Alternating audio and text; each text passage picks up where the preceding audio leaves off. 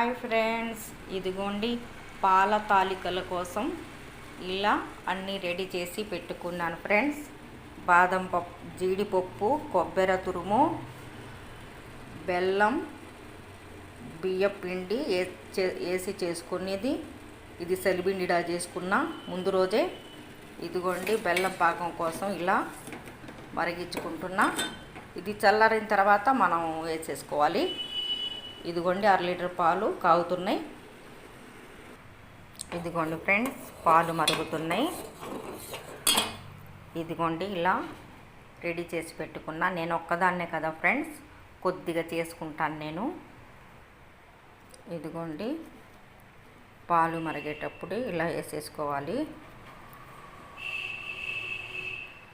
ఆ తర్వాత కలియపెట్టకూడదు, ఇరిగిపోయే ఛాన్సెస్ ఉంటాయి.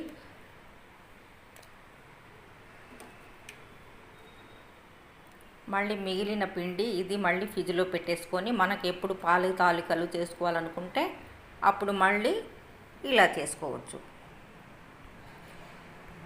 ఇదిగోండి ఫ్రెండ్స్, పాల తాలికలు రెడీ అయిపోయినవి.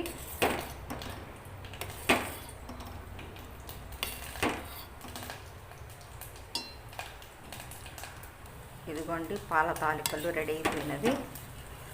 ఆ తర్వాత వేయించి పెట్టుకున్న జీడిపప్పు, కొబ్బరి వేసుకోవాలి. ఆ తర్వాత మనకు బెల్లం పాకం కూడా ఇలా వేసేసుకోవాలి. మనం తీపికి సరిపడా వేసుకొని ఇలా కలయబెట్టుకోవాలి. చల్లారిన తర్వాత వేసుకుంటే మనకు పాల తాలికలు ఎరగవు అన్నమాట. ఇదిగోండి ఇలా కలయబెట్టుకోవాలి. అంతే ఫ్రెండ్స్, ఈజీగా చేసేసుకోవచ్చు ఇలా.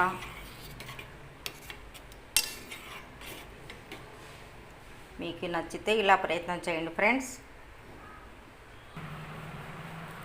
పాల తాలికలు ఇలా రెడీ చేసుకొని పెట్టుకుంటూ ఫ్రెండ్స్, ఎంత చక్కగా ఉంటాయి. పిల్లలు కూడా ఇష్టంగా తింటారు. ఇదిగోండి.